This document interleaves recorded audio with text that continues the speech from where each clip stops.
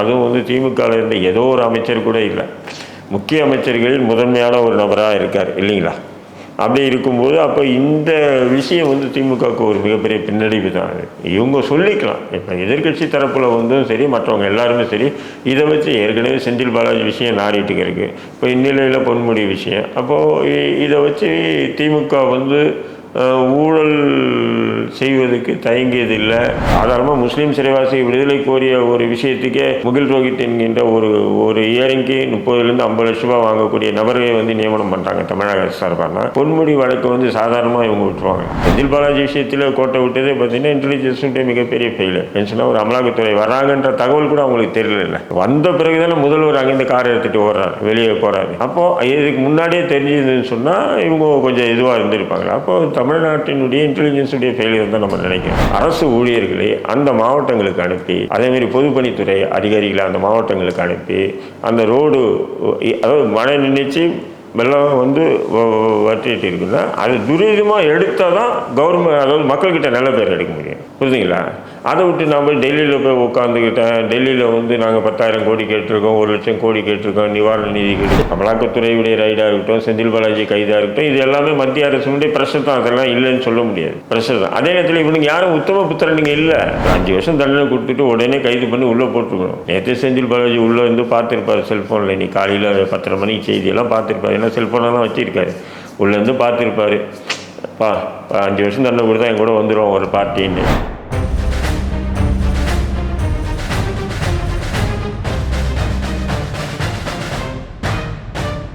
பெட்ரோலுக்ஸ் நெஞ்சங்களுக்கு வணக்கம். நான் உங்கள் கார்த்திக். இன்றைய பொலிட்டிக்கல் பல்ஸ் நிகழ்ச்சியில் நம்முடைய இணைந்திருப்பவர் இந்திய தேசிய லீக் கட்சியின் தலைவர் திரு தடா ரஹீம் அவர்கள். வணக்கம் சார். சார், செய்திகள்லாம் பார்த்துருப்பீங்க. ஆமாம். அமைச்சர் இங்கே சொல்ல முடியாது, பொன்முடி அவர்களுக்கு 3 ஆண்டு சிறை தண்டனை உறுதி செய்யப்பட்டிருக்கு. அதற்கு 1 மாத கால அவகாசமும் கொடுக்கப்பட்டிருக்கு. இந்த 30 நாளுக்குள்ளே நீங்கள் வந்து சரணடையணுன்ற ஒரு அவகாசம் கொடுக்கப்பட்டிருக்கு. மேல்முறையீடு செய்வதற்கும் அவகாசம் கொடுக்கப்பட்டிருக்கு. அடுத்தடுத்த நகர்வுகளும் திமுகவில் நகர்ந்து கொண்டிருக்கு.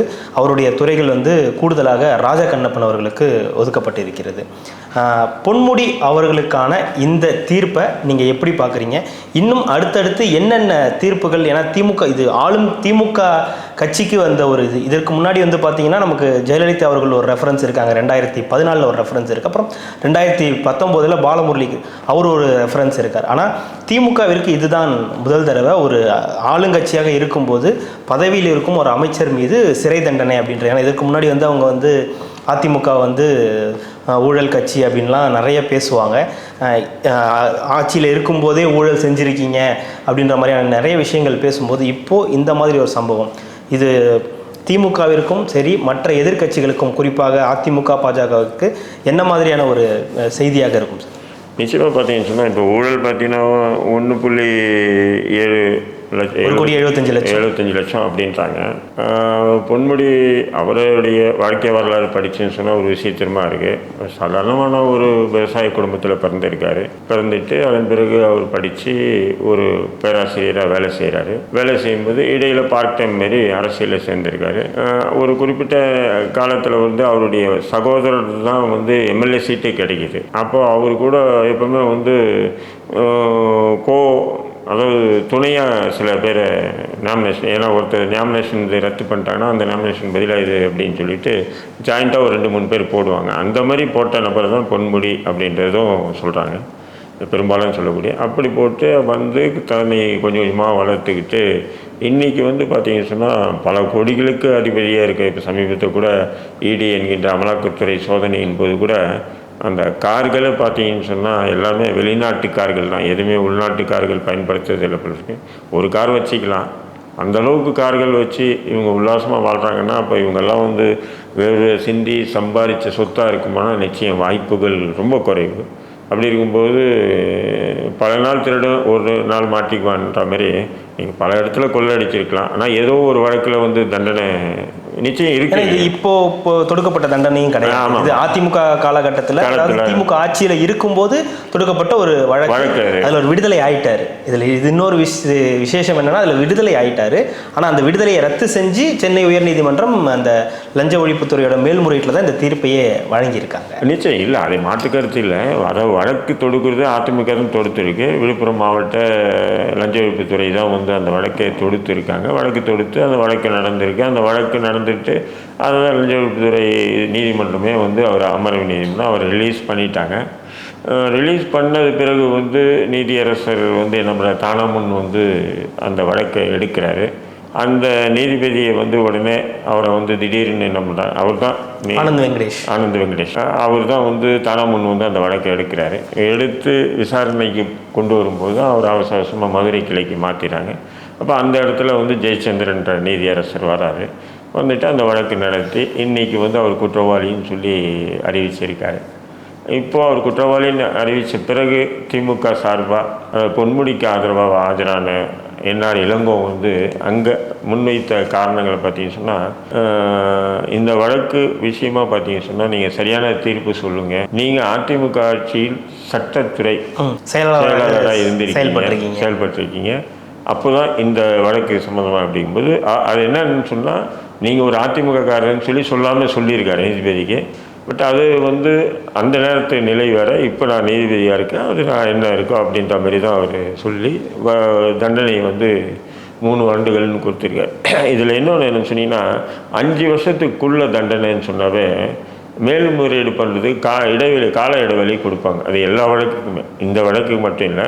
அதாவது லஞ்ச ஒழிப்பு, அதாவது லஞ்சம் வாங்கின வழக்கு மட்டும் இல்லாமல் வேறு எந்த வழக்காக இருந்தாலும் 5 ஆண்டுகளுக்குள்ள தண்டனைன்னு சொன்னால் மேல்முறையீடு பண்ணுவதற்கு சில கால அவகாசம் கொடுப்பாங்க. அந்த அடிப்படையில் தான் பொன்முடிக்கு வந்து கால அவகாசம் கொடுக்கப்பட்டிருக்கு. இந்த கால அவகாசத்தின் அடிப்படையில் ஆனாலும் குற்றவாளின்னு சொல்லி நீதிமன்றம் சொல்லிச்சில்ல, அதாவது 3 ஆண்டுகள் இல்லை, 1 நாள் தண்டனை கூட தண்டனை இருந்தாங்க. அது உயர் நீதிமன்றம் சொல்லியிருக்கணும் போது நிச்சயம் இதுக்கு வந்து திமுகவுக்கு மிகப்பெரிய ஒரு தலைகுனிவாக தான் நான் பார்க்குறேன். இது சாதாரணமாக வந்து இன்றைக்கி அவங்க வந்து உட்காந்து மீடியாவில் பேசலாம், அவர் வந்து தீர்ப்பு சொன்ன நீதியரசர் சார் வந்து இன்னொரு வாதமும் வைக்கிறாங்க சார். அதாவது இது ஒன்றும் இறுதி தீர்ப்பு இல்லை, நாங்கள் உச்சநீதிமன்றம் போவோம், அங்கே எங்களுக்கான நீதி கிடைக்கும் அப்படின்ற ஒரு விஷயத்தையும், ஏன்னா அவங்க வந்து இது இறுதி தீர்ப்பு இல்லைன்ற ஒரு முடிவுக்கு வந்திருக்காங்க இல்லையா? இல்லை, அது உண்மைதான். எப்போவுமே வந்து கீழ் நீதிமன்றத்தில் கொடுக்கக்கூடிய தீர்ப்பு உயர்நீதிமன்றம் தள்ளுபடி பண்ணும், உயர்நீதிமன்றத்தில் கொடுக்கக்கூடிய தீர்ப்பு உச்சநீதிமன்றத்தை தள்ளுபடி பண்ணுவாங்க. அதெல்லாம் இருக்குது, இல்லைன்னு சொல்ல. தீர்ப்பு என்பது நீதியானது இறுதியானது நம்ம சொல்ல முடியாது. உச்சநீதிமன்றத்தில் இவங்க போவாங்க, உச்சநீதிமன்றத்தில் விடுதலை ஆகிறதுக்கு கூட வாய்ப்பு இருக்குது, அதெல்லாம் நம்ம இல்லைன்னு சொல்ல. இருந்தாலும் இன்றைக்கி நீ குற்றவாளின்ற ஒரு கரையோடு தானே இருக்கீங்க. அப்போது ஒரு அமைச்சர், அதுவும் வந்து திமுகவில் இருந்த ஏதோ ஒரு அமைச்சர் கூட இல்லை, முக்கிய அமைச்சர்களில் முதன்மையான ஒரு நபராக இருக்கார் இல்லைங்களா? அப்படி இருக்கும்போது அப்போ இந்த விஷயம் வந்து திமுகவுக்கு ஒரு மிகப்பெரிய பின்னடைவு தான். அது இவங்க சொல்லிக்கலாம். இப்போ எதிர்கட்சி தரப்பில் வந்து சரி, மற்றவங்க எல்லாருமே சரி, இதை வச்சு ஏற்கனவே செந்தில் பாலாஜி விஷயம் நாடிட்டு இருக்குது, இப்போ இந்நிலையில் பொன்முடி விஷயம். அப்போது இதை வச்சு திமுக வந்து ஊழல் செய்வதற்கு தயங்கியதில்லை, ஊழல் செய்வதற்கு இன்னமும் அவங்க வந்து அதில் இருக்காங்க அப்படின்றதுக்கு பல உதாரணங்கள் நம்ம சொல்லலாம். இவங்க இப்போ சமீபமாக அமலாக்கத்துறையில் நீங்கள் தானே வாட்ச் காட்டினா இன்னும் மிஞ்சி போனால் 1 லட்ச ரூபா 2 லட்ச ரூபா வாட்ச் வாங்கலாம், பணக்காரனாக இருந்தாலும். வாட்சே 3 கோடி ரூபாய்க்கு இப்போ ஜெகதீஷன் வீட்டில் பிடிச்சாங்கன்னா அப்படின்னா மணி பார்க்குறாரா வேறு எதனா பார்க்குறாரான்றது தோணுது. அப்புறம் இவங்களுடைய சொகுசு வாழ்க்கையை சொல்கிறேன், அந்த அளவுக்கு திமுகவுடைய இவர் மட்டும் இல்லை, பொன்முடி, KN நேரு எல்லாமே பார்த்தீங்கன்னு சொன்னால் குறைஞ்சது 1000 கோடிக்கு 500 கோடி இப்படி தான் சொத்துக்களை சேர்த்துருக்காங்க சொன்னால், நிச்சயம் இது வந்து உழைப்பால் உயர்ந்தவர்கள்னு நம்ம சொல்லி நம்ம வாயை நம்மளே நாரடிச்சிக்க முடியாது இல்லைங்களா? நிச்சயம் ஏதோ ஒவ்வொரு காலகட்டத்தில் இவங்க பண்ண தில்லுமுள்ளு மூலியமாக வந்த வருமானம் தான். அதான் சொல்கிறேன், எத்தனை நாள் தான் நீங்கள் தப்பிப்பீங்க சட்டத்தை நீங்கள் கையில் வச்சுக்கிட்டு? ஒரு நேரத்தில் இல்லை, ஒரு நேரத்தில் அகப்படுவீங்க இல்லையா? அப்படி அகப்பட்டது தான் ஒன்று பொன்முடி வழக்கு. இல்லைன்னு சொன்னால் அவர் நீதியரசர் வந்து இதை வழக்கு தானே முன் வந்து எடுக்காமல் அவரை டக்குன்னு அவசரமாக வந்து மதுரைக்கு மாற்றி எல்லாமே பண்ணவும் கூட வந்து முடியல. இன்னைக்கு தீர்ப்பு வழங்கப்பட்டிருக்கு. இன்றைக்கி அதனால் வந்து திமுகவுக்கு ஒரு கரை தான் அது. இல்லைன்னு சொல்லி அவங்க சொல்லிக்குவாங்க, விவாதம் பண்ணும்போது என்ன சொல்ல, எங்களுக்கு என்னையா இருக்குது, தவறு பண்ணியிருக்காரு, நாங்கள் மேல்முறையீடு போவோம் இல்லையா, இதோட இறுதியான தீர்ப்பு. ஒரு அமைச்சர் வந்து குற்றவாளின்னு சொன்னதுனால ஒட்டுமொத்த திமுகவே வந்து குற்றவாளி ஆகிடாது அப்படின்ற வாதங்களும் வைக்கப்படுதில்லை. ஒரு பானை சோத்துக்கு ஒரு சோறு தானே பார்க்கலாம். அப்படி பார்க்க போனால் ஒரு பானையில் சோறு ஆக்குறாங்கன்னா மொத்தம் தின்னு பார்க்கறது இல்லை, ஒரு சோறு தானே பார்க்குறாங்க. அப்போ இன்றைக்கி வந்து இவர் மாட்டியிருக்காரு. இவர் கூட வந்து 1.75 லட்சம் தான் அப்படின்றது, 1,75,00,000 தான்ன்றது இல்லையா. இவங்ககிட்ட இருக்கிற சொத்தெல்லாம் பாருங்கள். இவங்க மட்டும் இல்லை, குறைஞ்ச 7 தலைமுறைக்கு 8-10 தலைமுறைக்கு வந்து உட்காந்து சாப்பிட்டா கூட இவங்க திமுக கட்சிக்காரங்கிட்ட இருக்கிற சொத்து அழியாது. அந்தளவுக்கு சொத்து இருக்கா இல்லையா? சாதாரணமாக யாருமே இல்லை. இப்போ இந்த சொத்துக்கள்லாம் இவங்களுக்கு எப்படி வந்ததுன்னு சொன்னால், இவங்க நிச்சயம் வந்து ஊழல் பண்ணி தான் வந்து இந்த சொத்துக்களை சேர்த்துருக்காங்க. அப்போ எவ்வளோதான் நீங்கள் விஞ்ஞானபூர்வமான ஊழல் நீங்கள் நடத்தினாலும் எங்கேயோ ஒரு இடத்துல கோட்டை விடுவீங்கல்ல, அந்த கோட்டை அந்த விட்ட அந்த ஒரு சின்ன ஹோல்ஃபுல் தான் இன்றைக்கி நீங்கள் தண்டனை வாங்கியிருக்கீங்க.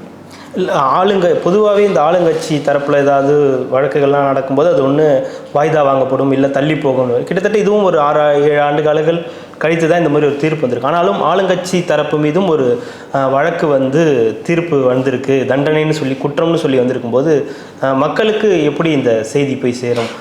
நீதிமன்றங்களை வந்து நம்பலாம் அப்படின்ற ஒரு இது இன்னமும் அவங்களுக்கு ஒரு ஹோப் இருக்குது இல்லையா? நிச்சயம். இப்போ பார்த்தீங்க, என்ஆர் இளங்கோ வந்து ஆஜராகி வாதாடுறாருன்னு சொல்லும்போது அதுவே தப்புன்றேன் நான். என்ஆர் இளங்கோன்னு திமுகவினுடைய மேல் உறுப்பினராக எம்பியாக இருக்காப்புல, ப்ளஸ் வந்து இன்றைக்கி வந்து அரசு தலைமை வழக்கறிஞர் இல்லாத நேரத்தில் இவர் தான் போய் எல்லா வழக்குக்கும் ஆஜராகிற என்ஆர். அது போன்ற ஒரு நபரை வந்து நீங்கள் வந்து அங்கே போய் அப்போ நீதிபதி பார்ப்பாங்க இல்லைங்களா, இது கவர்மெண்ட்டுடைய அட்வொகேட் அப்படின்னு சொல்லும்போது, அப்போது ஒரு பிபிஏ வந்து இவர் குற்றமற்றவர்னு சொன்னால், ஒரு பப்ளிக் ப்ராசிக்யூட்டர் அதாவது அரசு தரப்பு வழக்கினர் கூண்டில் இருக்கக்கூடிய இவர் குற்றமற்றவர், இவர் விடுதலை பண்ணிடுங்கன்னு சொன்னால் அது எவ்வளோ கேவலமாக இருக்குமோ அது போன்ற செயல்கள் தான் இன்றைக்கி நீதிமன்றத்தில் அரங்கேறி இருக்குது. என்ஆர் இளங்கோ ஆஜராகாமல் நீங்கள் திமுகவில் எத்தனையோ வழக்கினர் இருக்கு, அவங்கள ஆஜராகி வச்சுருக்கலாம் இல்லைங்களா. இவரையும் ஆஜராகி வச்சு அதனால தான் நீங்கள் வந்து தண்டனை குறைச்சிருக்கீங்கன்றது எனக்கு தோணுது. ஒரு கால் 5 வருஷம் தண்டனை கொடுத்துருந்தா உடனே ரிமாண்ட் பண்ணிட்டு இருப்பான். அதாவது மேல்முறையீடுக்கு வந்து கால அவகாசம் கொடுக்கப்படாது. 5 வருஷத்துக்குள்ளன்னும்போது தான் அந்த கால அவகாசமே கொடுப்பாங்க, அதுதான் நேச்சுரல். அந்த அடிப்படையில் தான் நீங்கள் என்ன பண்ணியிருக்கீங்க, நீங்கள் உங்களுடைய அதிகாரத்தை வந்து தவறாக பயன்படுத்தியிருக்கீங்கன்னா ரொம்ப குறைவுன்னு நினைக்கிறீங்களோ? 3 வருஷம் இல்லை, அதிகாரத்தை வந்து தவறாக பயன்படுத்தியிருக்காங்க.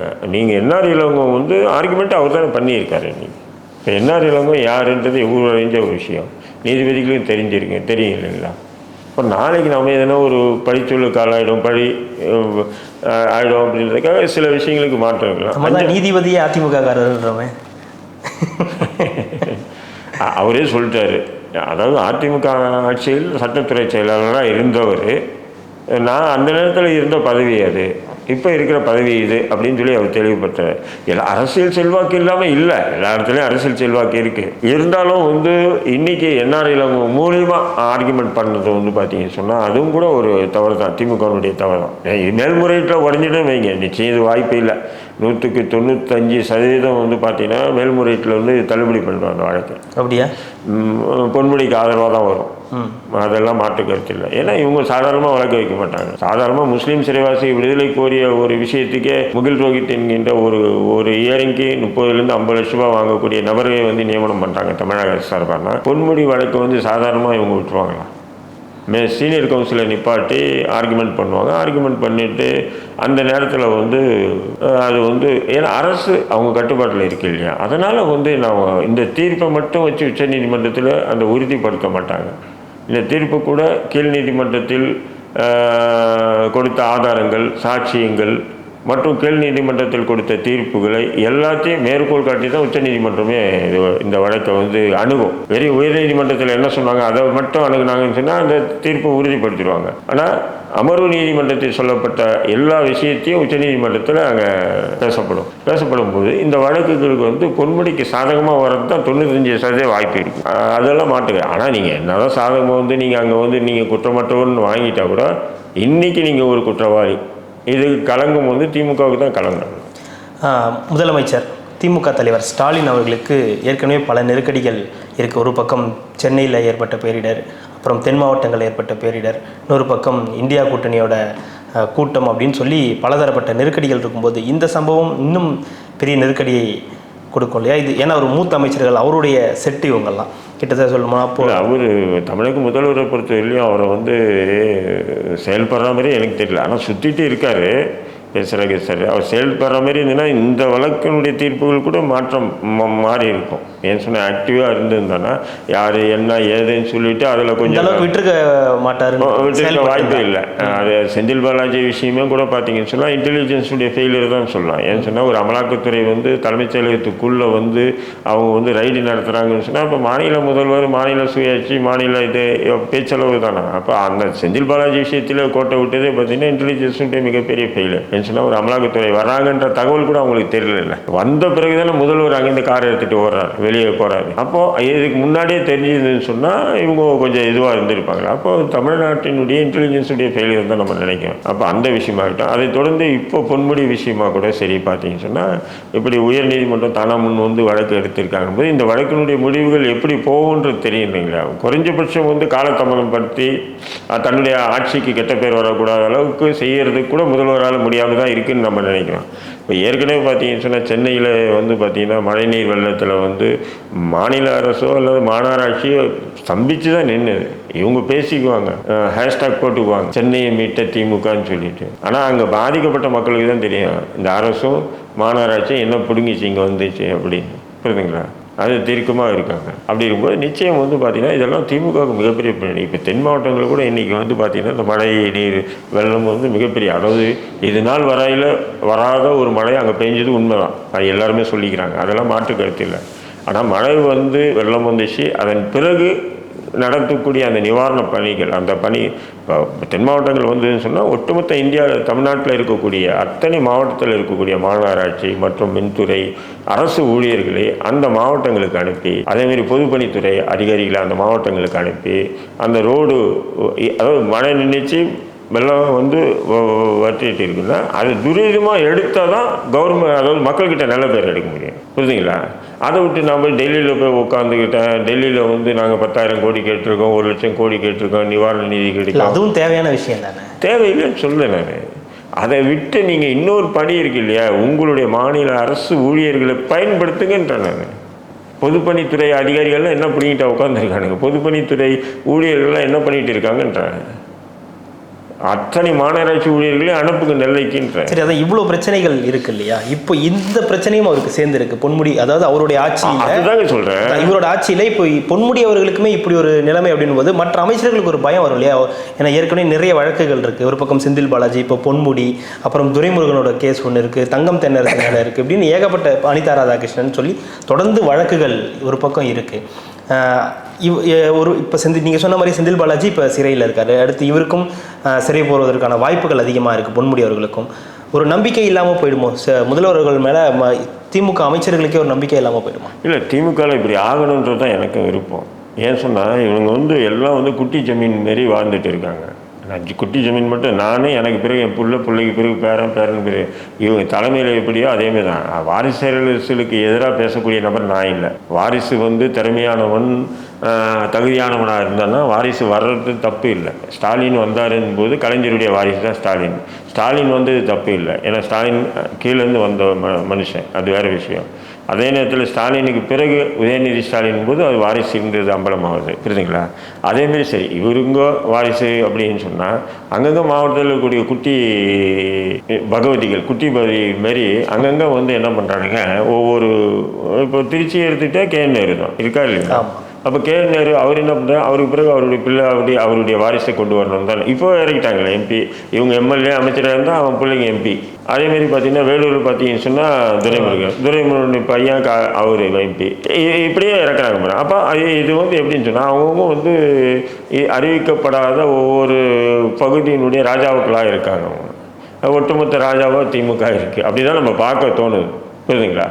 இதுக்கு வந்து பொன்முடி விஷயத்தில் வந்து இன்றைக்கி உயர்நீதிமன்றம் கொடுத்துருக்கக்கூடிய இந்த தீர்ப்பு வந்து பார்த்திங்கன்னு சொன்னால் இது திமுக மற்ற அமைச்சர்கள் இனியாச்சும் ஒழுங்காக இருந்தாங்கன்னா போதும், மக்கள் பணிகளை வந்து திறம்பட செஞ்சாங்கன்னா நல்லாயிருக்கும். அதை விட்டுட்டு கார்ப்பரேட் கம்பெனிகளுக்கு ஆதரவாக எதிர்கட்சியாக இருக்கும்போது ஒரு பேச்சு, ஆளுங்கட்சியாக இருக்கும்போது இன்னொரு பேச்சாக இந்த இரட்டை வேடம் போடாமல் ஒரு விதமான விஷமத்தனமான அரசியல் பண்ணாமல் நேரடியான அரசியல் பண்ணாங்கன்னு சொன்னால் திமுகவுக்கு எதிர்காலம் இருக்குது. இல்லை சார், இது வந்து அமலாக்கத்துறையுடைய ரைடாக இருக்கட்டும், செந்தில் பாலாஜி கைதாக இருக்கட்டும், இது எல்லாமே மத்திய அரசுடைய பிரஷர் தான். அதெல்லாம் இல்லைன்னு சொல்ல முடியாது, பிரஷர் தான். அதே நேரத்தில் இவனுக்கு யாரும் உத்தம புத்திரனுங்க இல்லை, அதனால் கைது பண்ணால் தப்பு இல்லை. புரியுதுங்களா? மத்திய அரசுடைய பிரஷர், மத்திய அரசு அரசியல் ரீதியாக பழி வாங்குறான், எல்லாமே உண்மைதான். நீ யோகினா இருந்தால் ஏன் அவன் பழி வாங்குறவங்கள? இப்போ நீயும் யோகினே இல்லை, அவனும் அவனுடைய அரசியல் அதிகாரத்தை தவறாக மிஸ்யூஸ் பண்ணான். அதுதான் உண்மை, இருக்குதா இல்லைங்களா?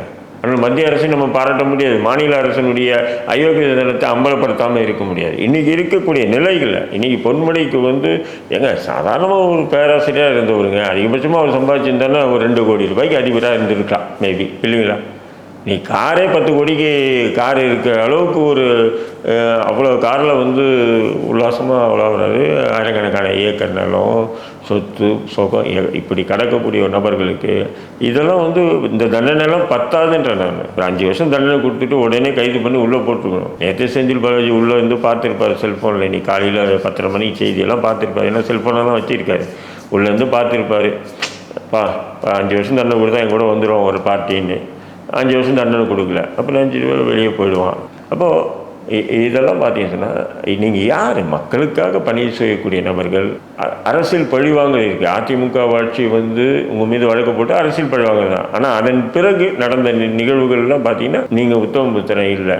நீதிபதிகளே அந்த முடிவு எடுத்து அவங்களாம் முன் வந்து இந்த வழக்கை விசாரணைக்கு எடுத்திருக்காங்கன்னா அப்போ இந்த வழக்கில் நடந்த திருமல்கள் எவ்வளோ இருக்கும் கொஞ்சம் யோசனை பண்ணிப்பாங்க. இப்போது கூடுதலாக இப்போது இந்த துறை இருக்கு இல்லையா, உயர்கல்வித்துறையை வந்து அமைச்சர் அன்பில் மகேஷ் அவர்களுக்கு தான் கொடுப்பாங்க அப்படின்னு எல்லாரும் எதிர்பார்த்துட்டு இருக்கும்போது அமைச்சர் ராஜகண்ணப்பன் அவர்களுக்கு இந்த துறையை ஒதுக்கியிருக்காங்க. இது எப்படி பார்க்குறீங்க? ஏன்னா அவர் கல்வித்துறை ஏற்கனவே அவர் இருக்கார், பள்ளிக்கல்வித்துறை அமைச்சராக அன்பில் மகேஷ் இருக்கும்போது ராஜகண்ணப்பனுக்கு ஒதுக்குனதுக்கான காரணம் இது இருக்குன்னு நினைக்கிறீங்க? இப்போ உயர்கல்வித்துறை அமைச்சராக இருக்கும்பொழுதே இப்போ இவங்க வந்து ஒரு சர்க்குலர் அமைச்சிருக்காங்க. அதாவது அங்கங்கே இருக்கக்கூடிய கல்லூரிகளுக்கெல்லாம் வந்து பார்த்திங்கன்னா ஒரு சர்க்குலர் ஒன்று அமைச்சிருக்காங்க. அந்த சர்க்குலர் வந்து பார்த்திங்கன்னா சித்திரமாக இருக்குது எல்லாமே. உயர்கல்வித்துறை அமைச்சர் பொன்முடி இருக்கும்போது எல்லா கல்லூரிக்கும் ஒரு சர்க்குலர் அமைச்சிருக்காங்க. அதாவது நிகர்நிலை பல்கலைக்கழகங்கள் நீங்கள் உங்களை மாற்றிக்கிங்க. ஆமாம் ஆமாம், நிகர்நிலை பல்கலை. அப்போ நிகர்நிலை பல்கலைக்கழகம் மாற்றத்துக்கு நீங்கள் விண்ணப்பம் தெரிவிச்சிங்கன்னா நாங்கள் உடனே அதை இது பண்ணுவோம்னு சொல்லிட்டு உயர்கல்வித்துறை செயலாளர் கார்த்திக் வந்து இந்த சர்க்குலர் அமைச்சிருக்காரு. ஜீவோ மாரி அமைச்சிருக்காரு எல்லாருக்கும். இப்போது இந்த அவசரம் என்ன? இப்போ எல்லாமே பார்த்தீங்கன்னா இவங்க எல்லாம் கல்வி தந்தையாக தான் இருக்காங்க. திமுக அமைச்சர்கள் எல்லாமே கல்வி தந்தையாக இருக்காங்க. இப்போ நிகர்நிலை பல்கலைக்கழகம் மாற்றப்பட்ட போது அப்போ அங்கே இடஒதுக்கீடு வந்து ஏற்றுக்கொள்ளப்பட மாட்டாது. ரெண்டாவது எவ்வளோ ஆகுனாலும் அமௌண்ட்டு ஃபிக்ஸ் பண்ணி அவங்களா வந்து முடிவு பண்ணலாம். இப்படி வந்து பார்த்தீங்கன்னு சொன்னால் பல வசதிகள் வந்து அதில் இருக்குது. இடஒதுக்கீடையோ மற்ற எந்த விஷயமும் அதில் அமல்படுத்த முடியாது நிகர்நிலை பல்கலைக்கழகம் தான். அப்போது இந்த வேலையெல்லாம் உள்ளுக்குள்ளே செய்கிறானுங்க பாருங்கள். இது எல்லாம் யாருக்குன்னு சொன்னால் இவனுங்களுக்காக செய்யறது தான். இதனால் தமிழக மக்களுக்கு என்ன நன்மை? நிகர்நிலை பல்கலைக்கழகமாக கல்லூரிகளெல்லாம் நிகர்நிலை பல்கலைக்கழகமாக மாற்றிங்கன்னு சொல்லி ஒரு சர்க்குலர் ஒரு நிகர்நிலை இது கல்வித்துறை செயலாளர் கார்த்திக் மூலிமா அனுப்புகிறாங்கன்னு சொன்னால் இதெல்லாம் எவ்வளோ இது பண்ணுங்க. இதுக்கு உள்ளுக்குள்ளே நடக்கக்கூடிய ஊழல்கள் பார்த்தீங்கன்னா பல கோடிகள் வரும். இல்லை இப்போ அது நான் கேட்குறது என்னென்னா, அதான் சொல்கிறேன். இப்போ வந்து இந்த விஷயம் வந்து இதுக்கு தகுதியான நபர் யார்? இப்படி ஒரு சர்க்குலர் அமைச்சிருக்காங்க. இப்போ இதுக்கு தகுதியான நபர்கள் யாருன்னு சொல்லிட்டு பார்த்தா அதுக்கேற்ற மாதிரி தான் இவங்க நியமனம் பண்ணாங்க. இப்போ நம்ம தகுதியானவர்கள் அன்பில் மகேஷ் தகுதியானவர் இல்லையா நினைக்கலாம். சின்ன பையன் திடீர்னு இதெல்லாம் வயசு கம்மி தானே, அனுபவம் கம்மி தானே. ராஜகம்பரம் வந்து ஏற்கனவே அதிமுக ஆட்சியிலே அமைச்சராக இருந்தவர், கொஞ்சம் அனுபவசாலி. இன்றைக்கி வந்து திமுகவுடைய விசுவாசியே ரொம்ப இருக்காப்புல. அதனால் அவருக்கு அந்த பொறுப்பை கொடுத்தாருன்னா அடிக்கிறது கொள்ளையில நமக்கும் கொடுப்பான் அப்படின்றது இருக்கலாம் மேபி. மிக்க நன்றி சார். இவ்வளோ நேரம் உங்களுடைய நேரத்தை ஒதுக்கி எங்களுக்காகவும் ரெட்ரோலுக்ஸ் நேயர்களுக்காகவும் பல்வேறு கருத்துக்களை பகிர்ந்தமைக்கு ரெட்ரோலுக்கின் சார்பாக மிக்க நன்றி. நன்றி.